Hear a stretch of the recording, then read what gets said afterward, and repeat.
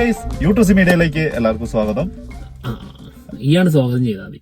ഞാൻ ആരും സ്വാഗതം ചെയ്യുന്നില്ല. ഞാൻ ആ കലിപ്പിലാണ്. ആരും ഈ വഴിക്ക് വരരുതെന്ന് പറയാൻ പോണത്. എനിക്ക് മൂട് പോയിരിക്കുകയാണ് രണ്ട് വെറുപ്പികളെ കൊണ്ട്.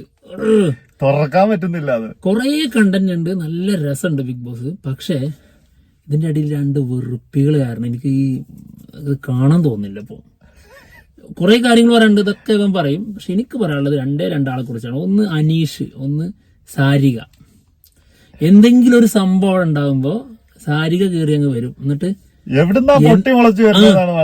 എന്തൊക്കെ പാട്ട് പാടുന്ന പോലെ എന്തൊക്കെ പറഞ്ഞിട്ട് എന്നൊക്കെ പറഞ്ഞിട്ട് വെറുതെ അതായത് എത്ര വലിയ പ്രശ്നമാണെങ്കിലും അത് കണ്ടിരിക്കാൻ ഒരു രസത്തില് നമ്മളൊരു മൂഡിലിരിക്കുമ്പോ ഇത് ചാറാക്കിയിട്ട് അലമ്പാക്കി അങ്ങ് പോവാ. ഒന്നും ചെയ്യാൻ അറിയില്ല. സത്യമായിട്ടുള്ള കാര്യമാണ് കേട്ടോ. പിന്നെ അനീഷ്, പിന്നെ എന്റെ അമ്മേ, ഇതിനകത്ത് ഒരു മനുഷ്യനെ എങ്ങനെയാടാ ഒരു ഡയലോഗ് എനിക്ക് തോന്നുന്നു ഒരു 100 തവണ പറഞ്ഞിട്ടുണ്ടാവും ആള്. സ്ഥിരം പരിപാടിയാണത്. പക്ഷെ ഇത് ഇത്രയും ആവർത്തിച്ചത് ആദ്യമായിട്ടാണ്. അതായത് ഒരാള് നിന്ന് പറയാണ് നിറകുടം തുളുമ്പും, നിറകുടം തുളുമ്പില്ല, നിറകുടം തുളുമ്പും, നിറകുടം തുളുമ്പില്ല. നഴ്സറിയിൽ കുട്ടികളെ പഠിപ്പിക്കൂല അതേപോലെ നിറകുടം തുളുമ്പും, നിറകുടം തുളുമ്പില്ല. ഉത്തരം പറ. നിറകുടം തുളുമ്പും, നിറകുടം തുളുമ്പില്ല. ഇത്ര തവണ, അതായത് അവിടെ ബാക്കി പല ബഹളങ്ങളും നടക്കുമ്പോ എങ്ങനെ അതിൽ മാത്രം കോൺസെൻട്രേറ്റ് ചെയ്തിട്ട് ആ ഒരു കാര്യം മാത്രം പറയാൻ പറ്റുന്നു എന്നുള്ളതാണ് എനിക്ക് ഒട്ടും മനസ്സിലാവാത്തത് കേട്ടോ. എന്ത് വലിയ പ്രശ്നം ഉണ്ടായെങ്കിലും, അതായത് നമ്മുടെ ഈ പഴയ ടേപ്പ് റെക്കോർഡല്ലേ, അതില് ഇതിങ്ങനെ ആവർത്തിച്ചിട്ട് 100 തവണ നമ്മൾ റെക്കോർഡ് ചെയ്താൽ പോലും അത് എന്നിട്ട് അതൊരു മെഷീനാണല്ലോ, അത് നമ്മൾ പ്ലേ ചെയ്യാണ്. അത് കുറച്ച് കഴിയുമ്പോൾ വെറുത്തിട്ട് അത് കാസറ്റ് കൊടുക്കും. ആ സാധനത്തിന് പോലും ദേഷ്യം വരും. ഇതൊരു മനുഷ്യൻ, ഒരു ജീവൻ ഉള്ള ഒരാള്, ബുദ്ധിയുള്ള ഒരു തലച്ചോറുള്ള ഒരു ചങ്ങായി ഇരുന്നിട്ട് എങ്ങനെ ആവർത്തിക്കുന്നു. തലച്ചോറുണ്ടെന്ന് പറയുന്നത് അതുണ്ടെങ്കിൽ ഇത് കാണിക്കൂലല്ലോ. തലച്ചോറൊക്കെ ഉണ്ട്, തലച്ചോറിന്റെ സ്ഥാനത്ത് വേറൊന്നുമാണ്. എന്തൊരു വെറുപ്പിക്കലാണ്. ഇതിനകത്ത് വേറെ സത്യം ഞാൻ നിങ്ങളോട് പറയട്ടെ, എല്ലാരോടും കൂടി പറയാം. എനിക്കും അറിയാം. അതായത് ബിഗ് ബോസ് സീസൺ 7 ആണ്. അതെ. ഏഴിന്റെ പണിയാണ്. 7ന്റെ പണി എന്ന് പറയുന്നത് ആ പണി അനീഷ് തന്നെയാണ്. സീരിയസ് ആയിട്ട് ബിഗ് ബോസ് ഉദ്ദേശിച്ച പണി അത് അനീഷാണ്. അതായത് അവിടെയുള്ള മത്സരാർത്ഥികൾക്കും നമുക്കും സത്യമായിട്ടും ഞാൻ ഭയങ്കരമായിട്ട് ചിന്തിച്ചുകൊണ്ടിരിക്കുകയായിരുന്നു. ഇവര് 7ന്റെ ഇതൊക്കെ പണി കൊടുക്കുന്നുണ്ടെങ്കിലും ഇത്ര കട്ടിയുള്ള പണി ഇതുവരെ കൊടുത്തിട്ടില്ല. അവിടെ പലതരം പണികളുണ്ട്. പക്ഷെ അനീഷാണ് ഏറ്റവും വലിയ പണി. ആ ഒരു മുതലിനെ സർവൈവ് ചെയ്യാന്ന് പറഞ്ഞാണ്ടല്ലോ. ഇന്ന് നെവിൻ ഒരു സിറ്റുവേഷനിൽ നെവിൻ എണീറ്റ് നിന്നിട്ട് ബിഗ് ബോസിനോട് പറയുന്നുണ്ട്. എനിക്ക് അത് കൂടി കേട്ടപ്പോഴാണ് ഈ ഒരു സാധനം കണക്ട് ചെയ്തിട്ടോ. ബിഗ് ബോസേ അനുഭവിച്ചോ, നിങ്ങൾ അനുഭവിക്കണം. സത്യല്ലേ, സെലക്ട് ചെയ്യുന്ന സമയത്ത് ഏകദേശം ഒരു ധാരണ കിട്ടുള്ളൂ ഇന്ന ആളെന്തായിരിക്കും എന്നുള്ളത്. അതറിഞ്ഞുകൊണ്ട് ആളെ സെലക്ട് ചെയ്തിട്ടുണ്ടെങ്കിൽ ബിഗ് ബോസ് അത് നാട്ടുകാർക്കും അതിന്റെ ഉള്ളിലുള്ള ആൾക്കാർക്കും കൊടുത്ത പണിയാണേ. തീർച്ചയായും ഇത് അറിഞ്ഞു കൊടുത്ത പണിയാണ്. അതായത് ആര്യം പറയുന്നുണ്ട് 3 കോടി ജനങ്ങളുണ്ട്, എത്ര ആൾക്കാരുണ്ട്, അതിൽ നിന്ന് നിങ്ങൾ എടുത്തത് ഇതാണല്ലോ. അതേപോലെ നെവിൻ വേറൊരു സാധനം പറയുന്നുണ്ട്.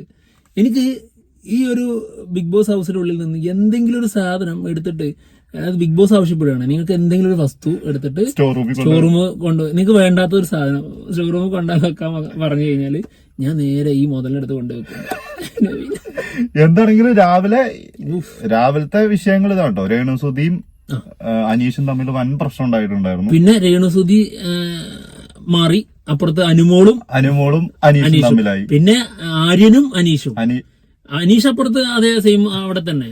അവിടെ ഒരാളൊരു ഇങ്ങനെ ഉറച്ചു നിപ്പുണ്ട്. ഇത് ഒറ്റപ്പെടലോ അല്ലെങ്കിൽ കൂട്ടം ചേർന്നുള്ള ആക്രമണം, ആക്രമിക്കണം ശരിക്കും. നല്ലൊരു ഗെയിമിന്റെ ഭാഗമായിട്ട് നടന്ന സംഭവമല്ല.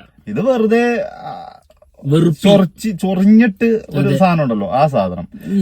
ഇതില് ആദ്യം ഉണ്ടായ പ്രശ്നം അനുമോളും അനീഷും തമ്മിലാണ്. അതെ, അതായത് അനുമോളെ ചൊറിയുന്നു, എന്നിട്ട് അനുമോളോട് പറഞ്ഞു കൊടുക്കണം അത് ബിഗ് ബോസ് ഇത് എങ്ങനെ ചെയ്യണം എന്നുള്ളത് ബിഗ് ബോസിന് കൃത്യമായിട്ട് അറിയാം. തീർച്ചയായിട്ടും ഈ അനീഷിന് പ്രത്യേകത ഉണ്ട്. ഈ നമ്മുടെ ചില സ്കൂൾ ലീഡേഴ്സ് ഒക്കെ അങ്ങനെയാണ്, കോളേജിന് വേണ്ടി സംസാരിക്കും. അല്ലെങ്കിൽ ഏതെങ്കിലും ഒരു ടീച്ചർ ഇപ്പൊ അവരെ ഏൽപ്പിച്ചിട്ട് പോയിട്ടുണ്ട്, അസൈൻമെന്റ് അപ്പൊ ആ ടീച്ചർ പറഞ്ഞതിനകത്ത് ചിലപ്പം എന്തെങ്കിലും ഇനിയിപ്പോ പിള്ളേരെ എഴുതാനൊക്കെ ഉണ്ടെങ്കിൽ പോലും അത് ടീച്ചറിനോട് പറഞ്ഞാൽ ടീച്ചറെ ചിലപ്പോ അത് മനസ്സിലാക്കി ചെയ്യും. അത് സമ്മതിക്കൂല ചില ലീഡേഴ്സ്. അങ്ങനത്തെ സ്വഭാവമാണ്. അതായത് ബിഗ് ബോസ് എല്ലാം ഏൽപ്പിച്ചേക്കുന്ന മൂപ്പരെയാണെന്നുള്ള ധാരണയാണ്. അതെ, ബിഗ് ബോസിന് പലതും അറിയില്ല. അപ്പൊ ആളിതിന്റെ അകത്തുണ്ടെങ്കിലാണ് ഇതിപ്പോ നല്ല രീതിയിൽ നടത്തി പോവുള്ളൂ. അതാണ് ആളുടെ ചിന്ത. ഇങ്ങനത്തെ ഒരു ക്യാരക്ടർ. അത് പോട്ടെ, അത് കഴിഞ്ഞ് രേണുസുതി പറയുന്നുണ്ട്, നീ എന്ന് വിളിച്ചാ എന്താ പ്രശ്നം? ഇവർക്ക് ഇഷ്ടമല്ല. ഈ രേണുസുതി കഴിഞ്ഞ ദിവസം പറയുന്നത് എനിക്കത് ഇഷ്ടമല്ല. ഇഷ്ടമില്ലെങ്കിൽ എന്താ, അതിനകത്തേക്ക് പോയി കഴിഞ്ഞാൽ അതൊക്കെ കേൾക്കേണ്ടി വരും. അല്ല, ഇവർക്ക് ഇഷ്ടമുള്ളത് മാത്രം ചെയ്യാൻ വേണ്ടിയിട്ടാണോ അതിനുള്ളിൽ പോയിരിക്കുന്നത്? അപ്പൊ ചിലപ്പം ചൂടാകുന്ന സമയത്ത് ഇപ്പൊ ഞാൻ ഒരു കാര്യം പറയട്ടെ, നമ്മൾ നല്ല ദേഷ്യപ്പെടുന്ന ഒരു സമയത്ത് നമ്മൾ സ്വാഭാവികമായിട്ട് അവരുടെ പേര് നോക്കാൻ പറ്റില്ല. ഇപ്പൊ പേരൊന്നും നോക്കി വിളിക്കാൻ പറ്റില്ല. നിന്റെ നമ്മളെ തിരിച്ചു വിളിച്ചാൽ നമുക്കൊന്നും പറയാൻ പറ്റില്ല. കേൾക്കുക, അതുപോലെ വിളിച്ചു കഴിഞ്ഞാൽ വിളിച്ചുകൊണ്ടേയിരിക്കണം. അത്രേ ഉള്ളൂ. ഇഷ്ടമില്ലാത്ത കാര്യമാണ്, എനിക്കത് ഇഷ്ടമല്ല എന്ന് ഉറപ്പിച്ച് പറയുമ്പോ ശരിക്കും മുഖത്ത് നോക്കി വിളിച്ചുകൊണ്ടേയിരിക്കണം. നീ എടി എന്താ നടക്കാൻ നോക്കട്ടെ. അനീഷായി മാറുന്നുണ്ടല്ലോ. ഞാൻ അവിടെ കലിപ്പിലാണ്. അല്ല, നീ അനീഷായി മാറുന്നുണ്ടോ? ഒരു കാര്യം തന്നെ 10 പ്രാവശ്യം എടി മുഖത്ത് നോക്കി ഇങ്ങനെ വിളിക്കണം. എനിക്കത് ഇഷ്ടമല്ല. പിന്നെ എന്താ, രേണുസുതിന്റെ വീട്ടിലാണുള്ളവരൊക്കെ നിൽക്കുന്നത്. ഇത് ബിഗ് ബോസ് ഹൗസ് അല്ലേ? അങ്ങനെ കുറെ പേരുണ്ട്. അവരൊക്കെ അങ്ങനെ എടീന്ന് വിളിക്കാൻ പറ്റൂല, പോടീന്ന് വിളിക്കാൻ പറ്റൂല. ഇവർക്കൊക്കെ എന്തും ആവാം. അതൊക്കെ അനുഭവിക്കണം എന്ന് ഓർത്തിട്ട് തന്നെ അതിന്റെ ഉള്ളിൽ പോയി കയറാൻ പാടുള്ളൂ. അല്ലാതെ അവരെ എല്ലാരും ആ ചേച്ചി ചൂടാകുമ്പോഴേ ചേച്ചി ഒന്ന് ചേച്ചി ബഹുമാനം ഇങ്ങനെയൊക്കെ പറയാൻ പറ്റും. അവിടെ നിന്നിട്ട് നമ്മൾ നോർമലായിട്ട് നിൽക്കുന്ന സമയത്ത് നമ്മൾ ഫ്രസ്ട്രേറ്റർ അല്ലാത്ത നമ്മളിങ്ങനെ കൂളായിട്ട് നിൽക്കുന്ന ഒരു സാഹചര്യമില്ലേ, ആ സമയത്ത് ഈ ബഹുമാനമൊക്കെ വരുള്ളൂ. അല്ലാത്ത സമയത്ത് ഇതൊക്കെ വരുമ്പോ വരും. രേണുസുതി ആണെങ്കിൽ ഇത് തന്നെ 2-3 പ്രാവശ്യം അതൊരു കണ്ടന്റ് ആക്കി എടുത്തേക്കാണ്. ആകെയുള്ള കണ്ടന്റ് ഇതാ, നീ എന്ന് വിളിക്കരുത്. എന്നിട്ട് അതിലൂടെ എത്തിപ്പെട്ടത് എന്താ അറിയോ, ഇത് എന്തെങ്കിലും പറഞ്ഞു തുടങ്ങണമെങ്കിൽ നീ എന്ന് വിളിക്കരുത് എന്നൊക്കെ പറയാനേ ഉള്ളൂ. എന്നിട്ട് അതിന് ശേഷം നേരെ സംഭവിക്കുന്നത്, അതായത് ഈ അനീഷ് പറയുന്നുണ്ട്, ആരാണ് രേണുസുതി മൂന്നായോ? ഓക്കെ. അതിനുശേഷം പിന്നെ അതിലെ രേണു വെട്ടി, ആരാണ് സുതി അപ്പോഴേക്കും അവിടുന്ന് വയലന്റ് ആയിട്ടോ മരിച്ച ആളെ കുറിച്ച് പറയരുത് എന്നൊക്കെ പറഞ്ഞ് ഭയങ്കര സീനായി. പിന്നെ മാത്രല്ല മറ്റുള്ളവരെല്ലാരും ഇടപെട്ടു. അത് ശരിയാണ്.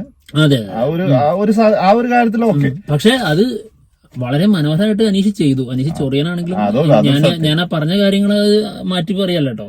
ആ വെറുപ്പ് എനിക്ക് ഉണ്ട്. എനിക്ക് ഇങ്ങനെ അപ്പാനിശരത്തിനെ എനിക്ക് തീരെ ഇഷ്ടമുണ്ടായിരുന്നില്ല.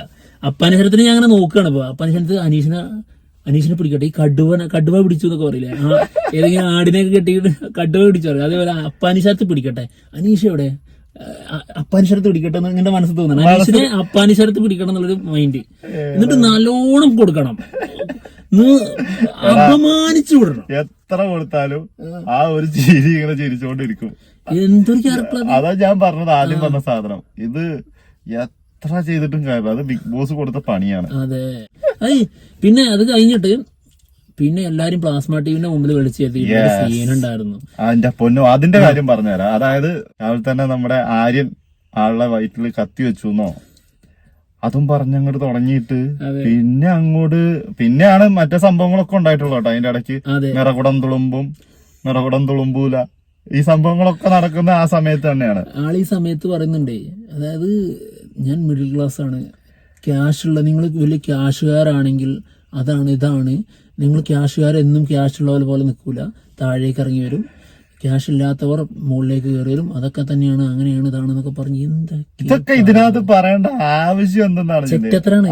പിന്നല്ലാണ്ട് ക്യാഷ് ഉണ്ടാക്കുന്ന കഴിവല്ലേ, അത് കഴിവില്ലാത്തവര് ഉണ്ടാക്കൂല, അത്രേ ഉള്ളൂ. അല്ലാണ്ട് ഒന്നും പറയാൻ പറ്റില്ല. കാശുള്ളവനുണ്ടാക്കുന്നു. അതിപ്പോ അയാള് അല്ലെ തന്നെ ഫാമിലി ആയിട്ട് അത് പറയുന്നുണ്ട്. അയാളുടെ അച്ഛന്റെ എന്തോ ഒരു ഹോട്ടലുകളൊക്കെയാണ് നടത്തിക്കൊണ്ടിരിക്കുന്നു ആള്. എങ്ങനെ ക്യാഷ് ഉണ്ടാക്കിയാൽ അത് ക്യാഷുകാരനാണ് എന്ന് പറഞ്ഞ് ഇത് ചെയ്യാൻ പാടില്ല. ഒറ്റ കാര്യം ഞാൻ ചോദിക്കട്ടെ, അവിടെ വന്നിട്ട് എന്തുകൊണ്ടാണ് ബിഗ് ബോസ് പറയുന്നത്, നിങ്ങൾ പുറത്ത് എന്തും ആയിക്കോട്ടെ, അതെ, ഇതിന്റെ ഉള്ളിൽ കയറി കഴിഞ്ഞാൽ അതിന്റെ ഉള്ളിലെ കാര്യങ്ങൾ വെച്ചിട്ട് മാത്രമേ മറ്റൊരാളെ പറയാൻ പാടുള്ളൂ. അല്ലാണ്ട് അതിന്റെ മുന്നേ അയാൾ എന്തും ചെയ്തോട്ടെ. ഇനിയിപ്പോ ഒരാളെ കൊന്നിട്ട് വന്ന് ബിഗ് ബോസ് കയറിയ ഒരാളാണെങ്കിലും അത് അവിടെ തീർന്നു. അതിന്റെ ഉള്ളിലോട്ട് കയറി കഴിഞ്ഞിട്ട് നിങ്ങൾ അന്ന് കൊന്നിട്ട് വന്നല്ലേ എന്ന് ചോദിച്ചിട്ട് പുറത്താക്കാൻ പറ്റുമോ? അതിനെ കുറിച്ച് വെച്ച് പറയാൻ പറ്റില്ല, പറയാൻ പാടില്ല. അങ്ങനെയല്ല, ബിഗ് ബോസിന്റെ രീതി അതല്ല. അത് ഇടയ്ക്കിടയ്ക്ക് ആശാൻ പറയുന്ന കേൾക്കാം, നിങ്ങൾ നിയമാവലി വായിക്കൂ. നിയമാവലി ആദ്യം ഇരുത്തി വായിക്കേണ്ട അനീഷ. അവിടെ ഓരോ കാര്യങ്ങളും ഓരോരുത്തരെ കുറിച്ചും പറയുമ്പോ ശരിക്ക് പലതവണ പറയുന്നുണ്ട് സ്വന്തമായിട്ട് നിയമം ഉണ്ടാക്കാൻ നിൽക്കണ്ടെന്നൊക്കെ. എത്ര പ്രാവശ്യം ബിഗ് ബോസ് അനീഷിനോട് പറയുന്നുണ്ട്. നിങ്ങളാണോ സ്വന്തം ഗെയിം ഉണ്ടാക്കുകയാണോ, സ്വയം നിയമം ഉണ്ടാക്കുകയാണോ? ബിഗ് ബോസിന്റെ എന്തോ അപ്പനാണെന്നാണ് ഈ അനീഷിന്റെ വിചാരം. എന്തൊരു വെറുപ്പിക്കലാണിത്. എന്താണെങ്കിലും നിറകുടം തുളുമ്പും, നിറകുടം തുളുമ്പില്ല. അത് 10 പ്രാവശ്യം പറഞ്ഞിട്ട് നീ പോയാ. നിറകുടം തുളുമ്പും, നിറകുടം തുളുമ്പില്ല. എന്ത് മനുഷ്യനാണ്. ഞാൻ കണ്ടില്ല ഇത്രയും തരം താഴ്ന്ന ഒരു, അതായത് LKG പിള്ളേർക്ക് ഉണ്ടാവും ഇതിനേക്കാൾ നിലവാരം. സത്യം, ഒരു നിലവാരം ഇല്ലാത്ത ഏഴിന്റെ പണി തന്നെ. അത്രേ ഉള്ളൂ. ഏഴിന്റെ പണി എന്ന് പറഞ്ഞാൽ കറക്റ്റ് ഏഴിന്റെ പണിയാ. ഇനി കുറച്ച് വേറെ കാര്യങ്ങൾ ഇനിയുണ്ട്, ഇതിന്റെ ബാക്കിയായിട്ട് കുറച്ച് സംഭവങ്ങൾ നടന്നിട്ടുണ്ട്, പറയാം.